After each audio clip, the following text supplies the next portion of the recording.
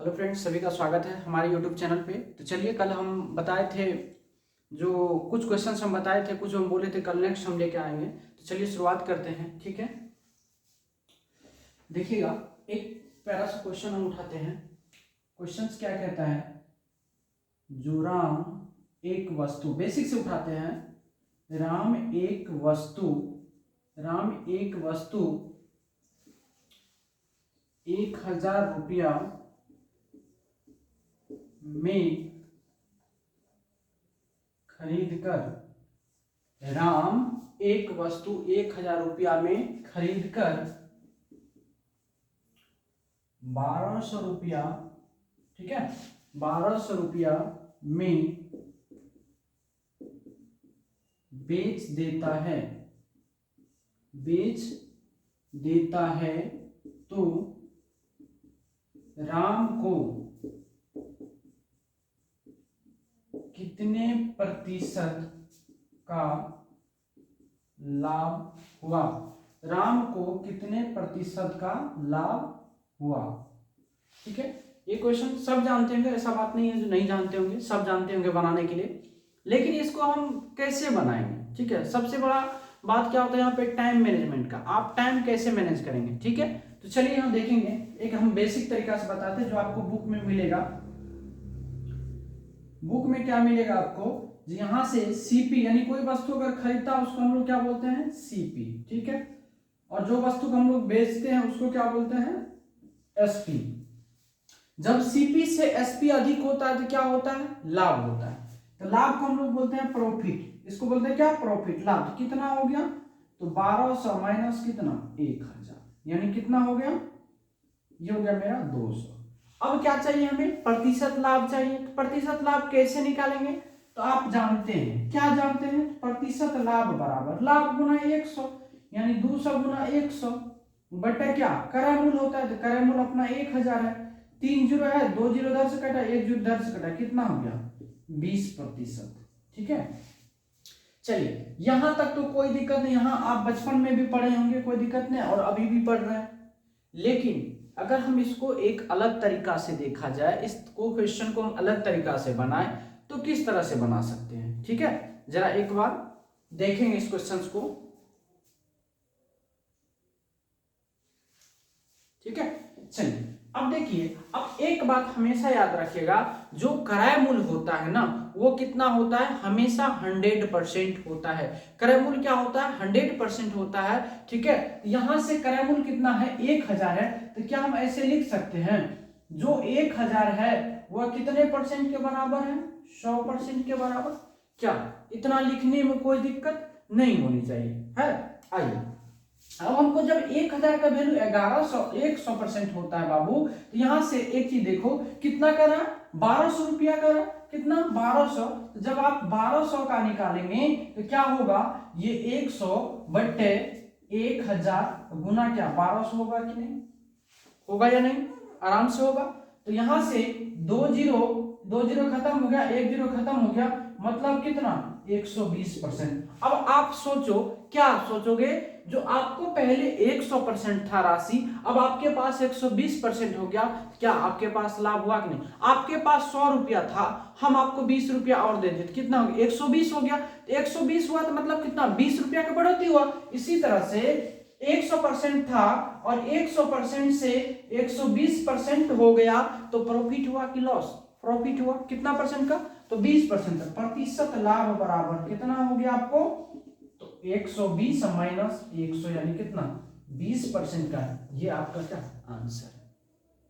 तो जब सवाल आएंगे तो आप इस तरीका से समय कम बचा सकते हैं। ठीक है, और इतना करने के लिए घटाएंगे, जोड़ेंगे, बढ़ाएंगे, इतना करने का समय आपके पास नहीं मिलेगा। ठीक है, एक छोटा सा क्वेश्चन हम लेते हैं। मच्छर कहां से आ गए, चलिए मिटा दूं।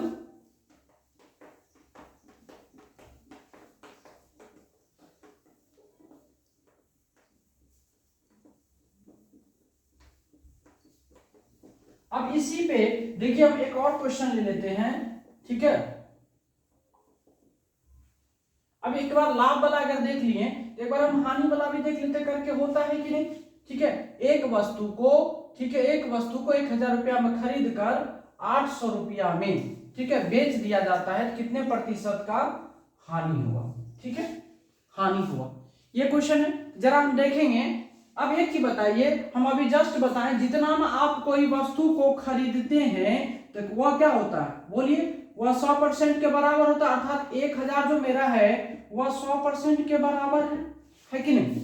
अब हमको चाहिए क्या, 800, तो यहां से निकाल लेंगे। 800 में हम वस्तु को बेचते हैं तो कितना होगा, 100 बटे कितना, 1000, और प्रतिशत में यहाँ कितना 800 का निकालना है। देखिए 2 जीरो से 2 जीरो खत्म हो गया, 1 जीरो से 1 खत्म हो गया, कितना हो गया, 80%।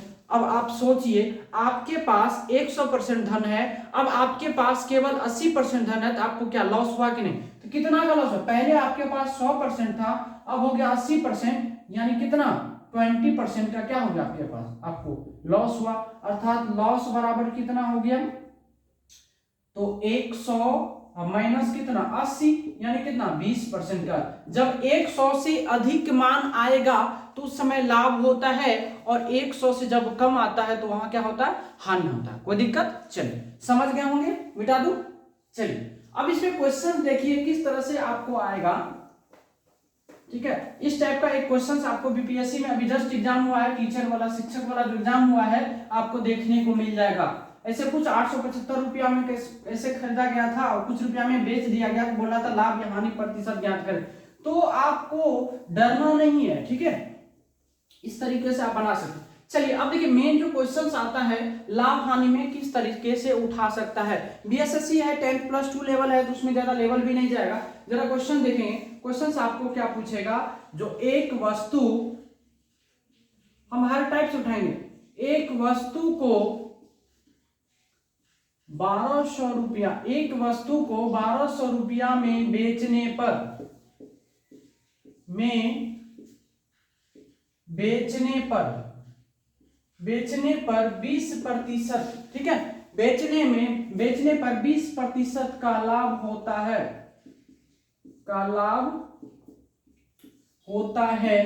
तो वस्तु को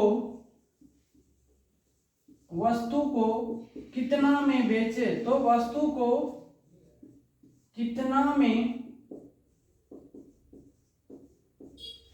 को कितना में बेचे ताकि 10% का हानि हो। क्वेश्चन आपको इस टाइप से क्वेश्चन पूछ सकता है। क्वेश्चन क्या कहता है, जो एक वस्तु को 1200 रुपया में बेचने पर 20% का लाभ होता है, तो वस्तु को कितना में बेचे ताकि 10% का क्या हो, हानि हो। यहाँ पे आपको विक्रय मूल्य दिया हुआ है और लाभ प्रतिशत दिया हुआ है, और हमको क्या करा, कितना उस वस्तु को बेचे ताकि 10% का क्या हो, हानि हो। आइए देखते हैं, आपको भी हम बोले हैं जब लाभ होता है तो 100 से क्या होगा, वृद्धि होगा, 100 से अधिक होगा, जब हानि होगा तो 100 से कम। अब बताइए 1200 रुपया में बेचता तो 20% का लाभ होता, अर्थात आपके पास जो है पहले 100 रुपया था, अब 20 रुपया बढ़ गया तब न हुआ, ठीक है, 20 रुपया बढ़ा मतलब 120 हो गया। अर्थात कहने का अर्थ हुआ जो 120% का वैल्यू आपको कितना दिया हुआ है, 1200 दिया हुआ है, ठीक है, ये कितना है, 1200 दिया हुआ है। और आपको क्या चाहिए, जो वस्तु को कितना में बेचे ताकि आपको हानि होगा, तो हानि कब होगा, जब आप 100 से नीचा बेचेंगे तब ना, 100 रुपया से कम में बेचेंगे तो 10% चाहिए, अर्थात 90 में आपको बेचना पड़ेगा। तो यहाँ क्या करेंगे, 90% का वैल्यू निकालेंगे, तो आंसर मेरा आ जाएगा, हो जाएगा 1200 बट्टे 120 गुना 90, ये से ये कट गया 10 मर्तबे, अब यहाँ कितना हो गया 900। अर्थात जब उस वस्तु को आप 900 रुपया में बेचेंगे तो आपको 10% का क्या होगा, हानि होगा। बात समझ में आई। 20% का लाभ हो रहा है, जब इसको बेचता है तो 20% का लाभ होता है, मतलब क्या 120 में बेचा होगा तब ना 20% का लाभ होगा, क्योंकि 100% उसी का है कि नहीं, 100% में तो खरीदा होगा, 20% लाभ होगा तो मतलब 120 में बेचा तब कितना मिला 1200 रुपया। तो कह रहा 10% उसको हानि पे चाहिए, हानि में बेचेगा तो मतलब 100 से नीचा में बेचेगा ना, ठीक है, कितना 90 में बेचेगा कितना होगा 900 रुपया होगा। तो आपको इस टाइप से क्वेश्चन देखने को मिलेंगे, ठीक है।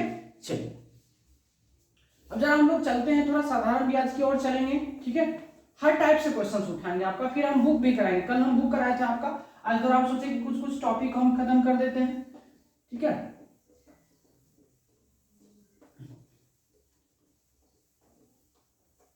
आइए आइए जरा हम देखते हैं, क्वेश्चन लिखते हैं, हम जरा देखिएगा।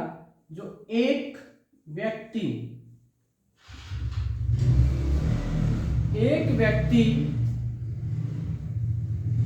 एक साहूकार से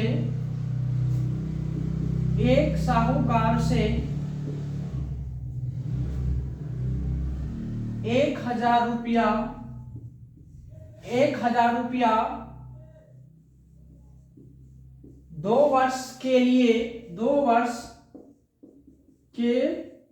लिए उधार लेता है 5% वार्षिक साधारण ब्याज पर, ठीक है, साधारण ब्याज पर। तो बताइए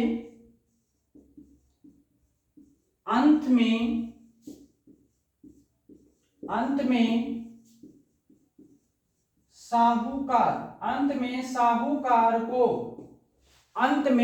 साहूकार को कितने रुपया लौटाएंगे?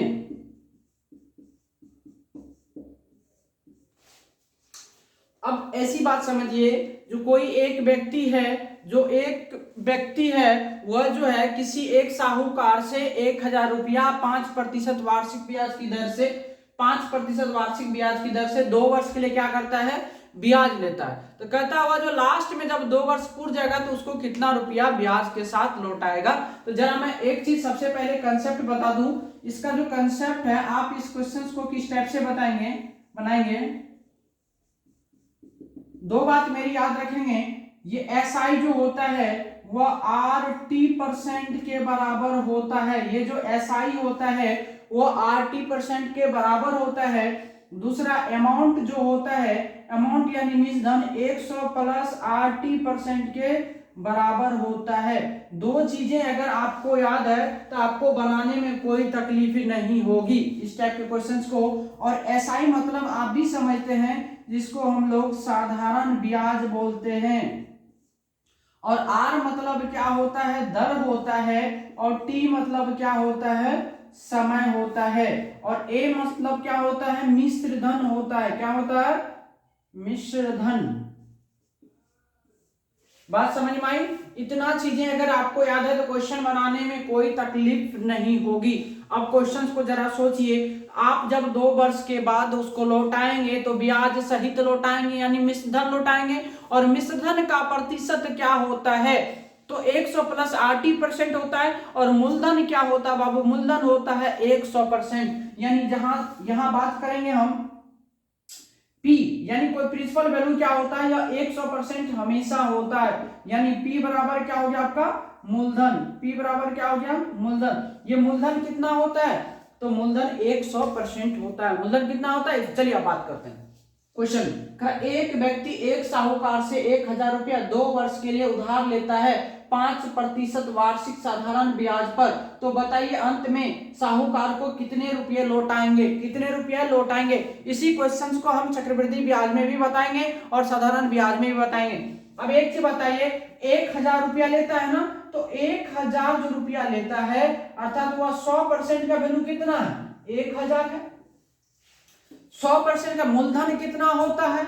100% होता है। 100% बराबर 1,000। अब आपको कितना देगा? अब एक चीज बताइए, आपने उससे 100% लिया, लेकिन जब आप 2 वर्ष बाद उसको लौटाएंगे तो 100% तो उसका था, वो तो आप देंगे। लेकिन 5% के दर से 2 साल में, यानी 1 साल में 5%, फिर दूसरा साल में 5%, अर्थात 10% उसको आप एक्स्ट्रा देंगे ना।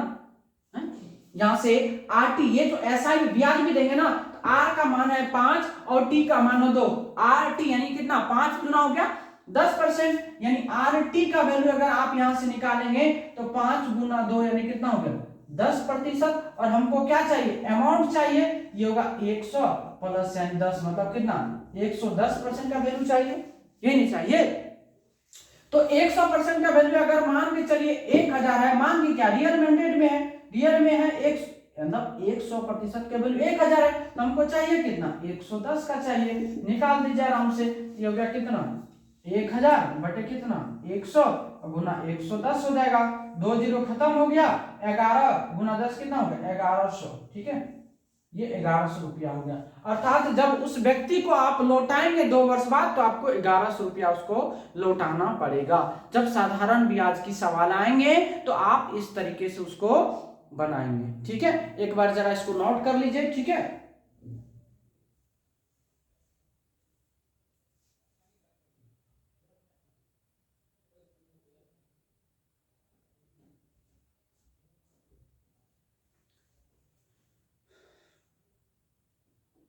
चलिए लिख लिया होंगे। अब इसी क्वेश्चन को हम थोड़ा चेंज करते हैं, जरा देखेंगे। ठीक है, इसी क्वेश्चन को जरा हम चेंज करेंगे।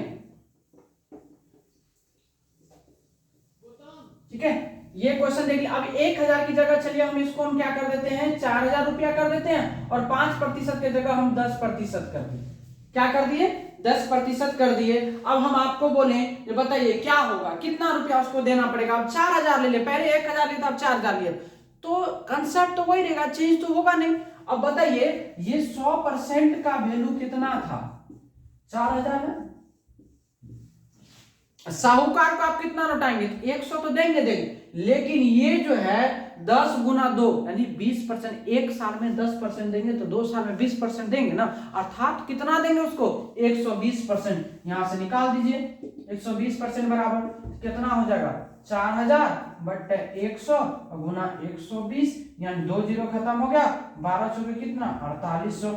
अर्थात उसको ब्याज के रूप में कितना रुपया लगा, 48 रुपया आपको लौटाना पड़ेगा। 800 रुपया ब्याज हुआ, 4000 उसका मूलधन हो गया।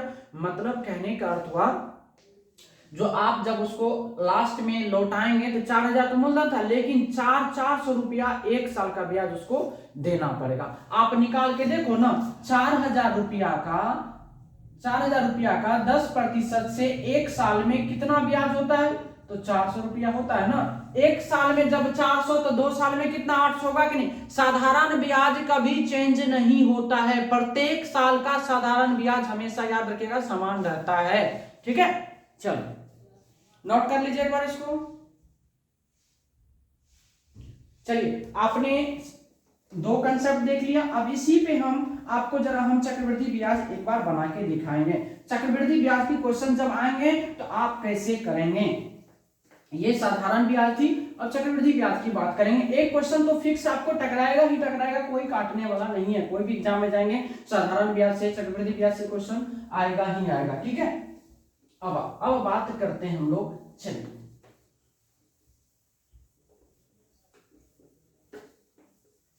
देखिए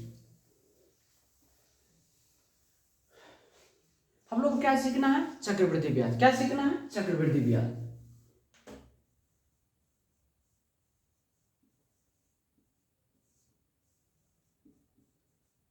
चक्रवृद्धि ब्याज, देखिए चक्रवृद्धि ब्याज में हम लोग कुछ नहीं करेंगे, केवल बात इतनी याद रखनी है, जो P बराबर क्या होता है बाबू, मूलधन। P बराबर क्या होता है, मूलधन, और R बराबर क्या होता है, समय, नहीं दर, सॉरी, R बराबर हो गया दर, और T बराबर क्या हो गया, समय।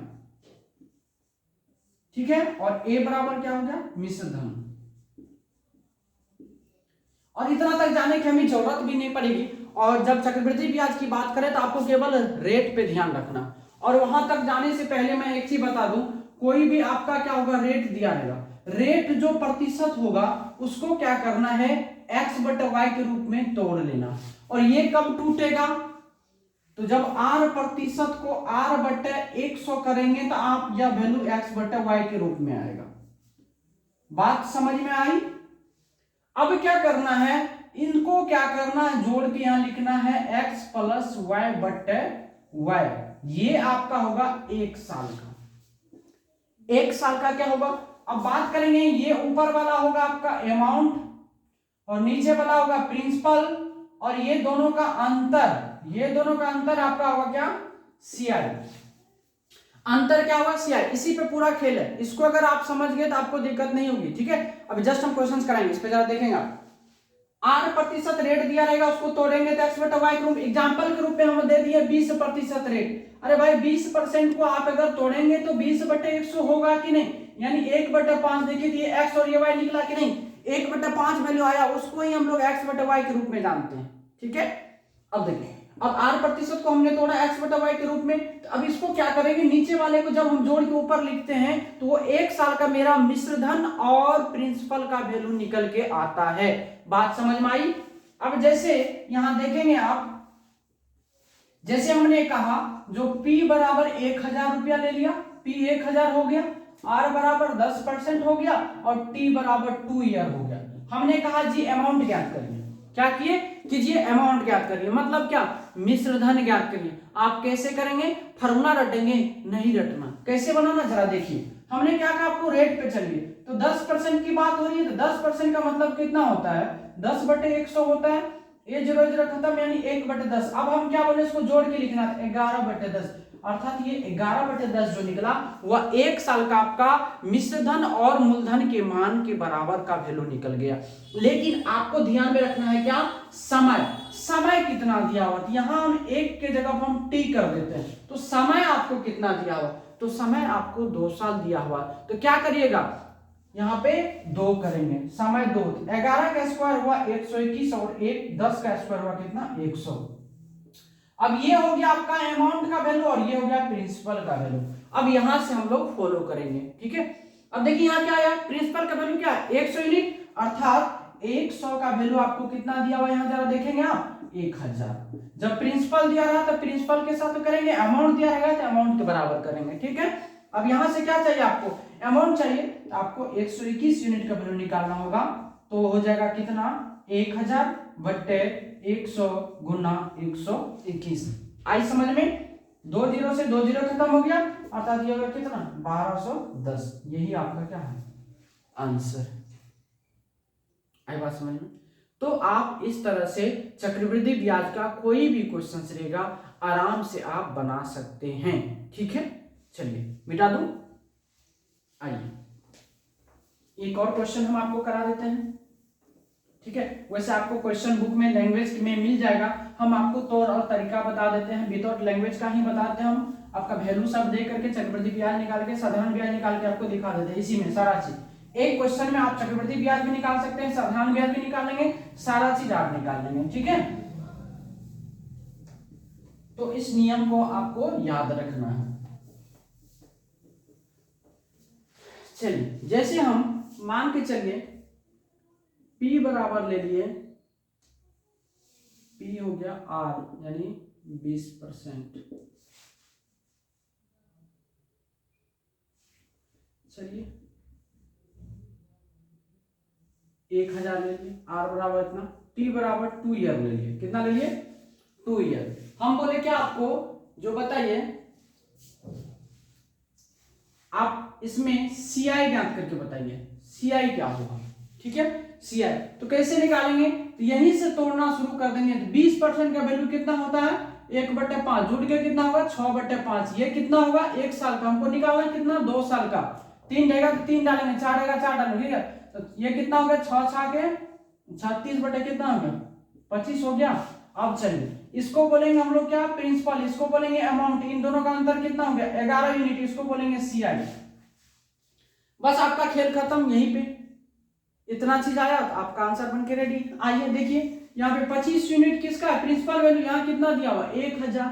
आपको क्या चाहिए, 1 यूनिट का अगर आप वैल्यू निकालेंगे तो 2500 पे 100 यानी कितना होगा, 40। आपको क्या चाहिए, CI चाहिए ना, CI मतलब क्या, चक्रवृद्धि ब्याज चाहिए। चक्रवृद्धि ब्याज का यूनिट कितना है, 11 यूनिट, निकाल दीजिए 11 यूनिट का वैल्यू क्या होगा, तो 40 गुना कितना, 11, 11 चौके 44, मतलब 440 रुपया क्या हो गया, ये चक्रवृद्धि ब्याज हो गया। अगर आपसे यही पूछ देता नहीं आप जो है अमाउंट ज्ञात करिए, तो आप यहां से 36 यूनिट का वैल्यू निकाल लेते, तो 36 यूनिट का वैल्यू कितना होता है, तो 36 गुना कितना, 40, ये हो गया कितना, 1440। क्या बात समझ में आई। और यहीं पे अगर आपको पूछ देता भाई साधारण ब्याज ज्ञात करके बताओ, तो साधारण ब्याज आप किस तरीके से बनाते हैं, तो साधारण ब्याज भी आप बना सकते हैं। यहीं पे साधारण ब्याज 20% हुआ, तो 20 गुना कितना, 40%, 40% यानी 100% का वैल्यू आपको दिया हुआ कितना, 1000, आपको चाहिए 40%, कितना होगा, 2 जीरो खत्म हो गया, तो 40 गुना कितना 10 अर्थात कितना 400 है, कुछ नहीं है।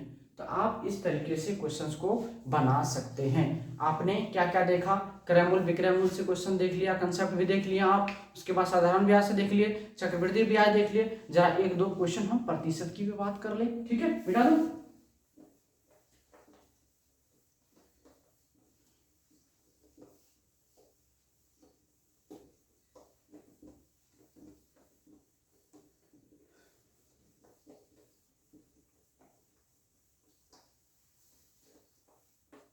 चलिए प्रतिशत में एक छोटा सा क्वेश्चन हम देखते हैं क्या है।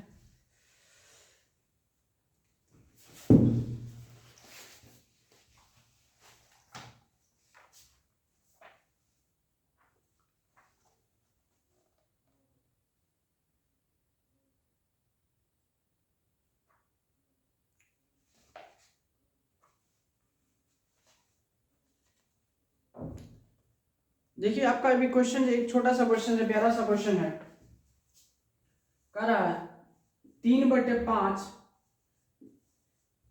प्रतिशत, 3/5 प्रतिशत में व्यक्त करने पर है। क्वेश्चन ये आपका ऑप्शन में है 40%, दूसरा ऑप्शन में है 60%, तीसरा ऑप्शन में है 30% और चौथा ऑप्शन में है 70%।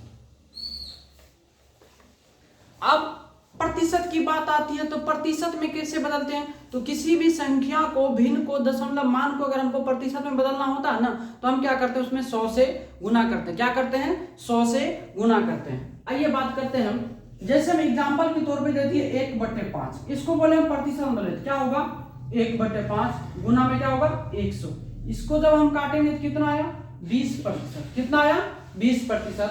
हम बोले जो 2/5 का निकालिए तो क्या करेंगे, 2/5 गुना कितना 100, तो 5 से काटेंगे कितना होगा 20, 20 गुना कितना होगा 40%। हम बोले 3/5 का निकालिए तो क्या हुआ, तो 3/5 गुना 100 किए क्या हुआ 20 × 100 यानी 20 या कितना 60% हो गया। अर्थात नॉर्मल सी बात याद रखेंगे, प्रतिशत में बदलने के लिए क्या करते 100 से गुना करते। अब यहाँ एक चीज कहने का अर्थ हो रहा हुआ क्या, आप ऊपर में क्या भूल गए, नीचे में 5 है तो उसका मतलब क्या हुआ 20% है, 5 है तो मतलब क्या 20%, ऊपर वाला से गुना कर दीजिए। तो 1/5 का वैल्यू कितना हुआ 20%, 3 का वैल्यू कितना 20 या 60%, आपका आंसर बनते रेडी। क्या अगर कह दें जो मान के चलिए 3/4 का मतलब क्या हुआ 3/4, 3/4 को आप प्रतिशत में लेते 3/4 गुना क्या करेंगे 100, 4 से काटेंगे तो 25 या 75, मतलब कितना होगा 2500 के 100 है तो 25 या 75%। तो 1/4 का वैल्यू हम याद रखेंगे कितना, जो 1/4 का वैल्यू होता है 25% हो गया। अब बोल देगा 5/4% का वैल्यू याद करें तो 25 पंजे कितना 125। तो किसी का अगर वैल्यू कर दे, सबसे पहले बेसिक चीज 1/4 का मतलब क्या होता है 25%, और 1/5 का मतलब क्या होता है बोलिए, 1/5 का मतलब क्या होता है 20% होता है, 1/2 का मतलब क्या होता है 50% होता है। किसी का भी इसका गुणज दे दे, जब भी देगा तो गुणज के रूप में देगा, तो उसको क्या करना है गुना कर लेना। आया बात समझ में, मिटा दो।